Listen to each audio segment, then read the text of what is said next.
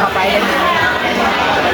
เนาะหลังจากที่พาแต่ลงทางตรงไหนตรงหน้าพี่น้องเนาะโลดทุ่งโลดท่าตลอดเนาะวันนี้ก็พาลงมาทางวัดเนาะเป็นมื้อวันศีลวันพระพี่น้องเนาะลงมาใส่บาตรทำบุญเด้อเนาะพาเที่ยวตรงไหนตรงหน้าลายแล้วพี่น้องเนาะกะวันนี้พาพี่พาน้องลงมาใส่บาตรทำบุญเนาะในวัดบ้านเฮาเองพี่น้องเนาะก่อนอื่นก็สบายดีและสวัสดีเด้อพี่น้องเด้อเนาะ มาพบมาพอกันตอนเช้าพี่น้องเนาะกำลังลงมาใส่บาตรทำบุญเนาะเป็นวันพระวันศีลใหญ่เนาะมาจากแม่เตอร์เนาะยังขึ้นไปส่งไอ้ตาอยู่พี่น้องเนาะแต่ก่อนแต่เก่ามีแต่พาลงตรงไหนตรงหน้าเนาะวันนี้ก็ก่อนสิลงสร้างตรงไหนตรงหน้าเขาก็มาใส่บาตรทำบุญก่อนเนาะทุกคนก็ไม่ค่อยลายบันไดเนาะว่าบางคนก็นอนให้นอนหน้าพี่น้องเนาะหลายผู้หลายคนก็นอนหน้าไกลเนาะบ่ได้มาทางบ้านเนาะเลยบ่ได้เข้ามาใส่บาตรทำบุญเนาะแดดได้หาที่กันนั่งอยู่เนาะมันแดดพี่น้องเอาเข้ามาคนบ่ค่อยลายบันไดเนาะมันคนหน่อยนึงเนาะคือสิใกล้สิเบิดได้แหละเนาะคนดำไม้ดำหน้าน้ำแดงกับบางคนก็นอนหน้าไก่เนาะบ่ได้มาเดี๋ยวเพิ่นสีกาเขียนหน่อยเนาะเดี๋ยวจะเอาคลิปอีกรอบนึงเท่ากันเนาะถ้าคลิปเป็นระยะไปพี่น้องเนาะบ่ได้เอาขากบลงมาเนาะถ้าห่อนจะเก่าพี่น้องเนาะมันจะได้ใส่ว่าถึงการใส่เสื้อเนาะพี่น้องเนาะใส่เสื้อกันแล้วแต่ผู้มักเด้อพี่น้องเด้อเนาะบ่ได้ใส่แบบสีขาวเนาะแล้วแต่ใครมักสีใดใส่ลงสีนั่นเนาะอย่างคือเฮามื้อนี้เนาะสบายพี่น้องเนาะตามธรรมเนียมของบ้านเฮาเองเนาะบ่ได้ถือเนาะมีแต่ว่ามักสีใดใส่สีนั้นเนาะเอาเดี๋ยวเราคิดอีกรอบนึงพี่น้องเนาะเป็นกำลังกาเกียมเนาะพามาทางนี้พี่น้องเนาะกำลังเริ่มพิธีไปมีทุกมีเทียนกันได้ขึ้นแต่ทางเฮาก็บ่ได้เอาเทียนมาเทียนเบิดน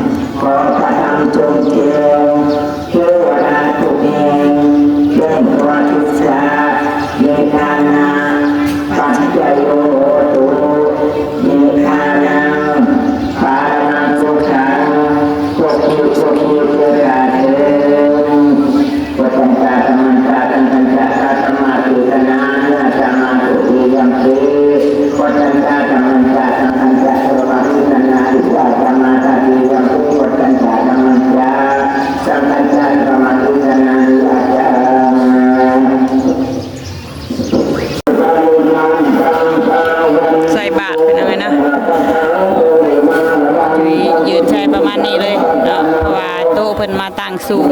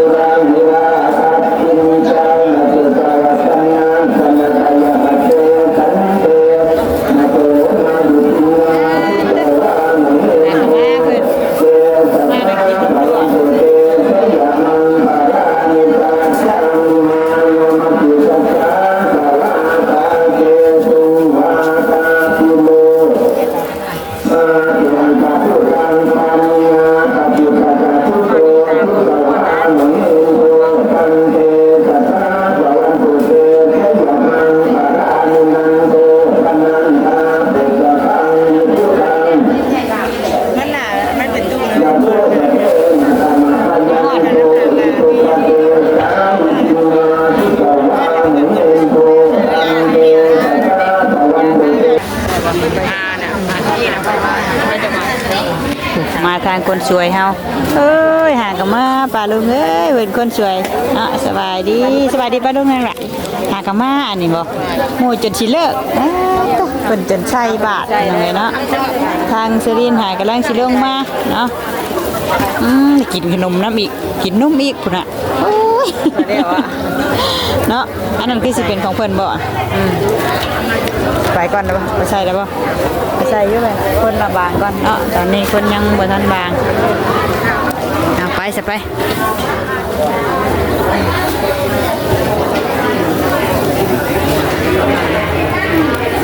ให้คนบางสักหน่อยจังเข้าใจพี่น้องนะตัดภาพมาตัวนี้ใส่เรียบร้อยพี่น้องเนาะคนเพราะว่าคนกับโบราณปานใดเนาะมันก็เลยใส่แล้วไว้ยังโบราณพี่น้องเนาะกำลังถึงขั้นตอนใส่บาทเนาะคนบ่ค่อยลายมื้อนี้เนาะผู้ใส่แล้วก็ลงทางตารางก็มีพี่น้องเนาะทางสดินก็ลงใส่แล้วเนาะใส่แล้วก็ลงทางตารางพี่น้องนะนั่งทางตารางเพราะว่าทางนี้มันแดดเนาะแดดบ่มีบันนั่งมีบันนั่งก็จะเป็นพายทางนี้เนาะมันแดดก็ลงอยู่ทางห่มลำไยเนาะบรรยากาศตอนเช้าๆเป็นไงเนาะใส่บาตรทำบุญในวันพระวันศีลใหญ่เนาะ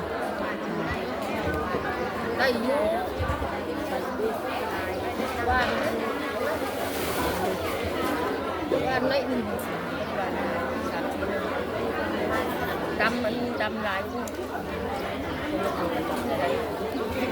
ได้หลายเนาะลำหลายก็ได้หลายโอ้คำว่าวันนะยันใหญ่วันให้ใหญ่ยันว่าวันเนี่ยมันไม่ได้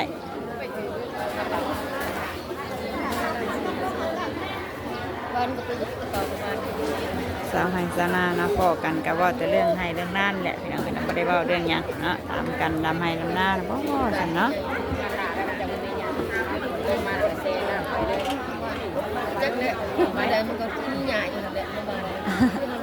แม่นแล้ว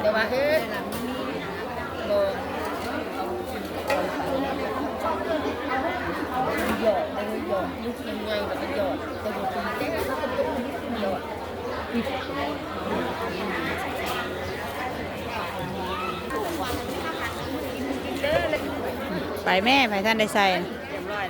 ไปโลดเรียบร้อยแล้วเนาะโคตรบ่ดำหน้ายาแล้วดำหน้าก็แล้วคือการยาเลยแล้วแต่ยังบ่เมื่ออยู่คนละเนาะครูคุณเคยเว้าหยอกกันเว้าอยู่หันแจ้งว่าแล้วเว้าดีแจ้งว่าแต่ละว่าหยอกสาโคขนมพวกว่าไว้จันเลยเนาะโอ้ยลงมาวัดก็ได้ใจคิดค่ะใกล้สิแล้วพี่น้องเนาะคนบางนั่นแหละเนาะยังอีกหน่อยนึงเนาะจักเพิ่นประกาศไปสั่งได้พี่น้องจักเพิ่นสิเว้าได้เนาะเดี๋ยวฟังเพิ่นเว้าก่อนเนาะเดี๋ยวจักต่อคลิปอีกรอบนึงเนาะเพิ่นประกาศยังบ่ค่อยได้ยินพี่น้องเนาะเพิ่นเว้าใช่ไหมเดี๋ยวบ่ได้ยิน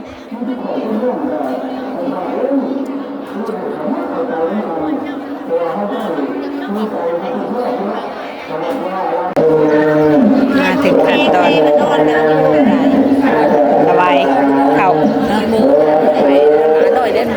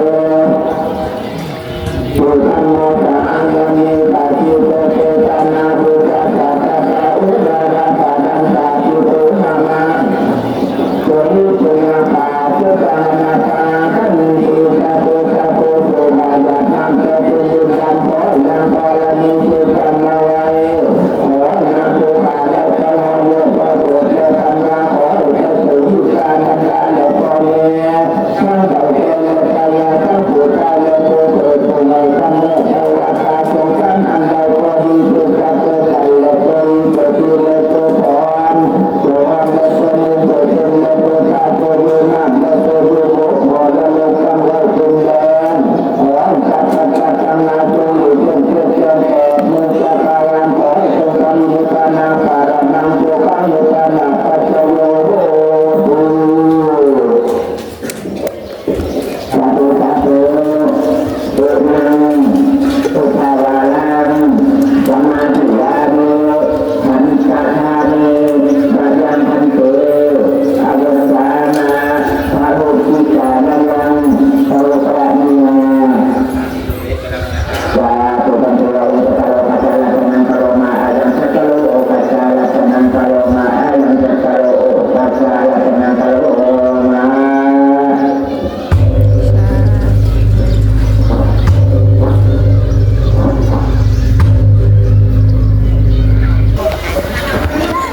้อยไป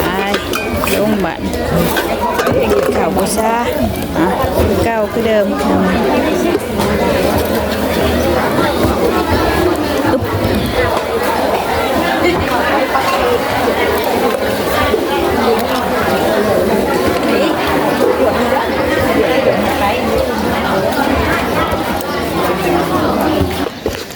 ลงมาทาง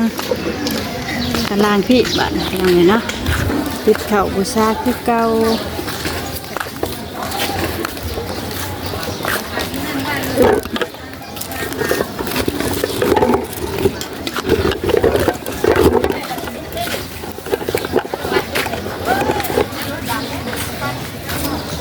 เล่นขนม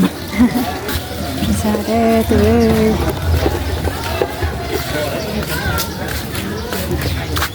บูชา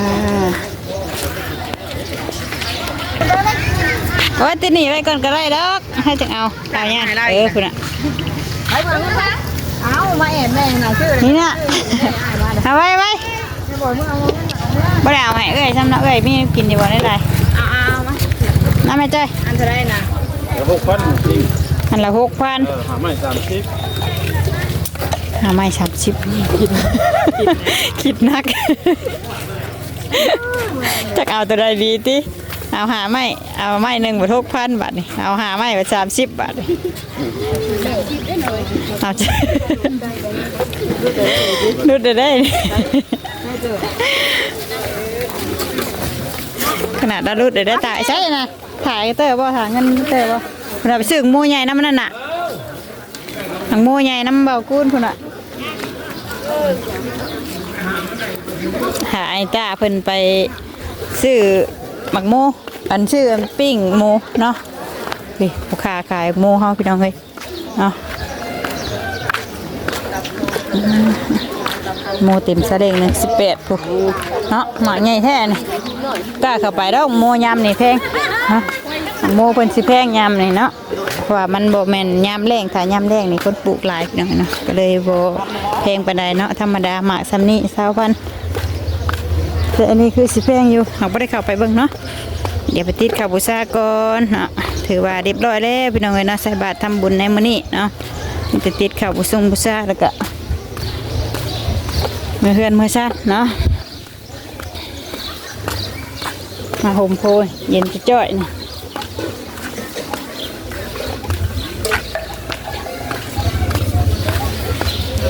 เดี๋ยวหาติดข่าวก่อนพี่น้องเอ้ยเนาะ